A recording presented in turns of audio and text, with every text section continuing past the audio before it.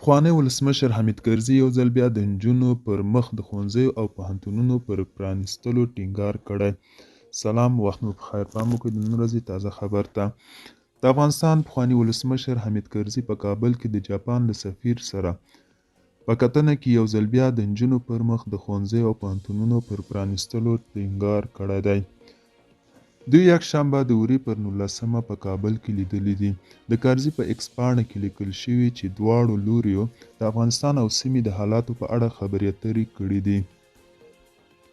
دا په داسې حال کې ده چې د نجونو پر مخ د ښوونځیو او پوهنتونونو د دروازو تړلو دوام ته په کور دننه نړیوالو او د بشري حقونو بنسټونو پراخ غبرګون ښودلی دی.